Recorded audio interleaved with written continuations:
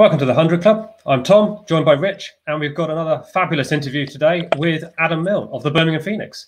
Stay with us, and we're going to find out all about what he's finding with the 100 and the prospects for the team as we're coming up.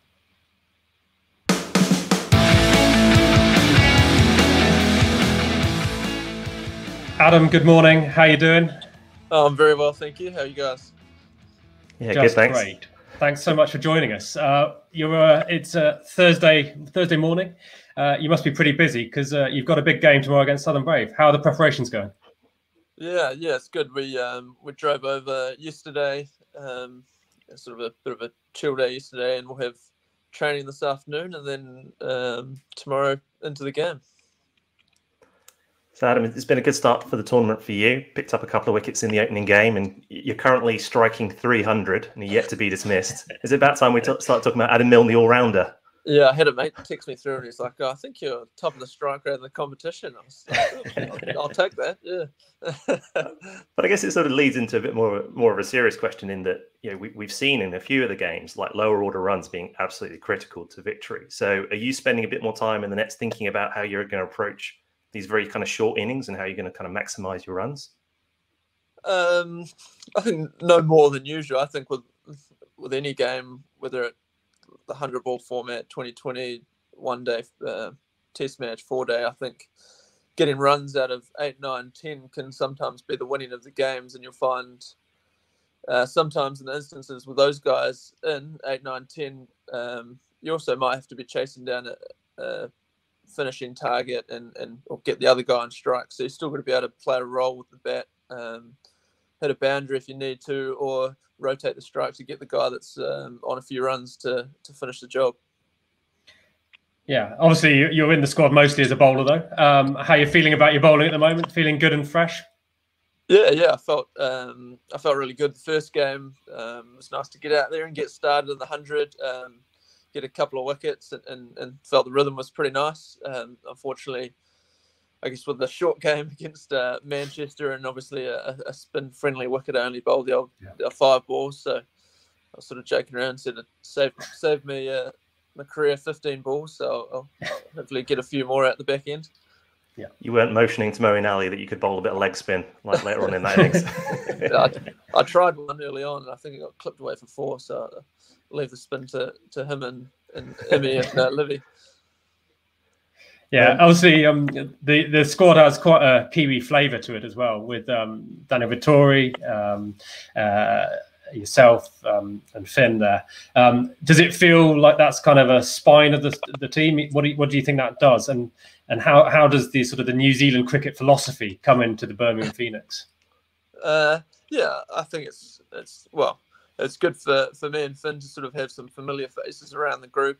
I know I've worked with Dan in the IPL before, and I've actually played with him a reasonable amount as well. So he's a fairly relaxed customer. So I think it's good for the environment. It just makes everyone feel pretty relaxed in a new competition where you can, everything's going pretty fast and in an exciting format. So it's nice to sort of have a calming influence around the group just to settle things down. And then on top of that, with James Franklin there as well, he's obviously very similar and very calm and relaxed and very poised character. So yeah, it's nice. So obviously the Red Bull side has had a fantastic summer already, the New Zealand Test team, and then you look around the white ball stuff and you're going great guns, both in the Blast and now in the 100. You've got the likes of Glenn Phillips, Jimmy Neesham, Lockie Ferguson.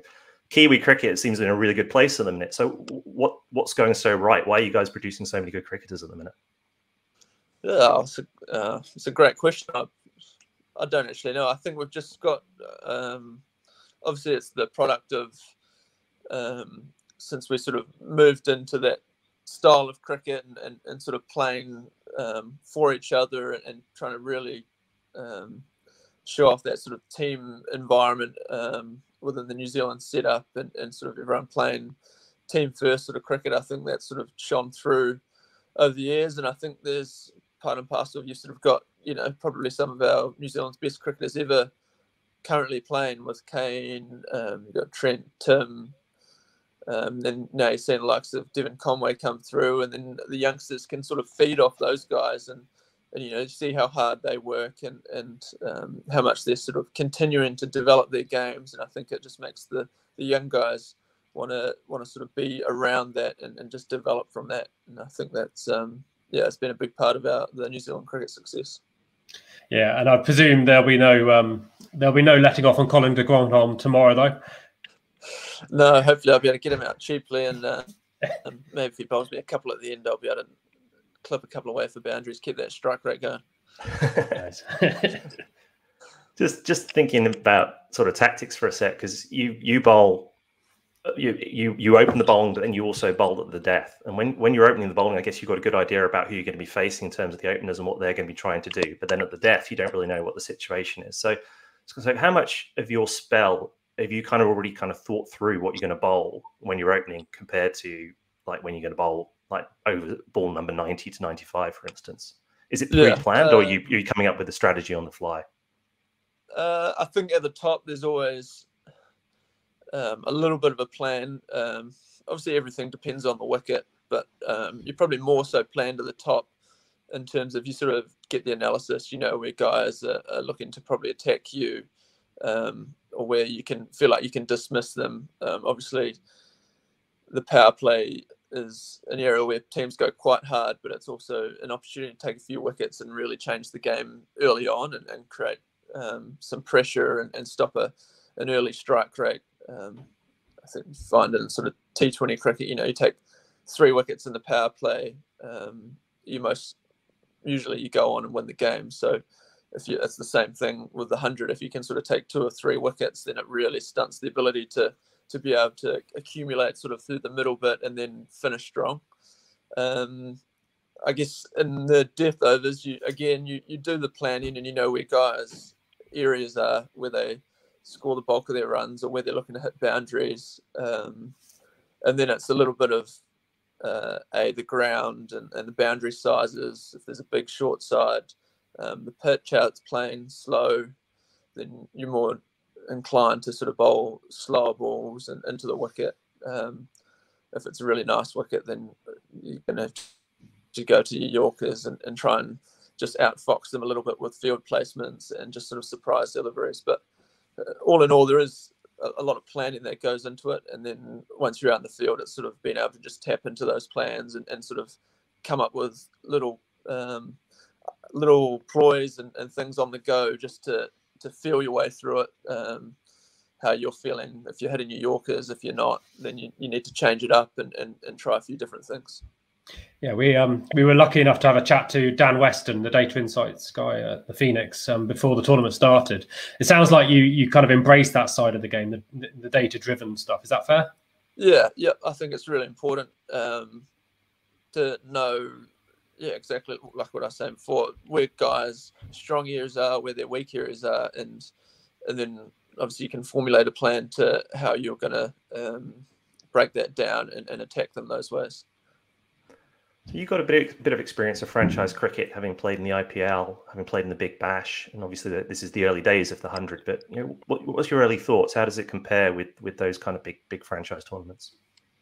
Yeah, so far it's only 2 games and I've really enjoyed it. I felt like the intensity is up there with the other tournaments. Obviously, you've got world-class players right throughout all of the teams, exciting overseas players. So I think I'm excited to keep watching the games and keep playing and see how the tournament develops over the rest of the games. And then obviously the next few years will be the key in terms of taking the tournament forward and creating that big franchise tournament for the UK.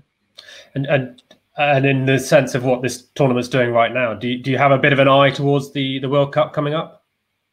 Using it as a springboard? Yeah. I'd love to be part of the New Zealand team going to the World Cup.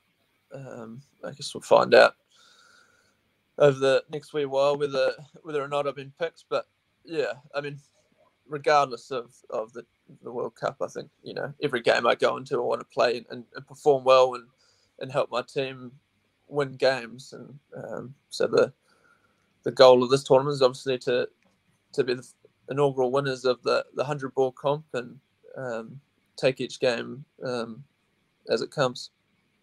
Have you had a chance to watch many of the other games, and who's kind of stood out for you as the team to beat, other than yourselves, of course? Yeah, I've watched a few games. It's hard to pick, really. You sort of look around the teams and you think, God, everyone's just got such good players and such good depth. When you think, obviously, the Test guys will be leaving now, and just the guys that will slot into their position are obviously fantastic players as well. Obviously, the Trent Rockets have had a great start. They've sort of got all aspects covered in terms of they've got a sort of a mystery spinner in Rashid Khan.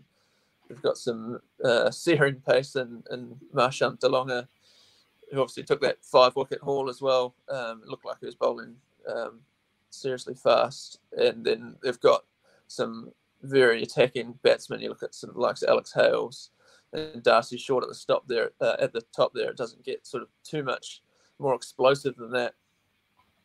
And Rich, you're a Kent fan, so I think I think we should probably indulge you with your Kent question as well, maybe. Yeah, I was going to say that in that first game, well, as a Kent fan, I'm looking out for all the Kent players in the tournament. It's yourself and Danny Bell Drummond up at Birmingham, and you were coming up against Joe Denley and Zach Crawley in that first game. So did you enjoy having a little bowl at Zach and getting one over at him? I know you didn't get him out, but you won the game. Did you mention it afterwards? Yeah, it was definitely enjoyable bowling to Zach. He batted really well. I was lucky to sort of get him with the new ball, so I swung around a little bit, so he wasn't able to get a hold of me. And then I think he sort of had an idea of what I was going to do at the death, and so I changed it up a little bit. So I think he was a little bit surprised there. So it was nice to share a couple of laughs with him after a couple of playing misses. Yeah. Well, Adam, I mean, it's been quite clear, seeing the smiles on the faces of the players. I hope that you've got a sellout crowd at the Rose Bowl tomorrow. So wish you all the very best for that. And I hope you continue to inspire some of those kids that are turning out. That's got to be a great part of it, right? Yeah, absolutely. I think the first game we played at Edgbaston, it was just an incredible atmosphere to see all the kids and families there and enjoying the game. And just hopefully we're trying to bring new people into the game and develop cricket from there. And then obviously you look at the other side of it with the women's game. It's been awesome to be able to play alongside them and just see what they're doing for the women's game as well, and hopefully bringing more young girls into cricket. Yeah, I mean, we're all aboard, so we'll be following it and wishing you all the very best for tomorrow and for the rest of the tournament. Yeah, I just add to that. Yeah, really enjoyed watching you over the last few years down at Canterbury and from New Zealand as well. I know you've struggled a little bit with injuries over the last few years, so it's just great to see you fully fit and bowling well. Cheers, thank you very much. No worries. If you've enjoyed that, we may have some more interviews coming, so please let us know. Put some questions down there that you'd like to hear us kind of asking. But Adam, thank you so much. All the best, and we'll catch you soon. No worries. Cheers, Adam. Cheers.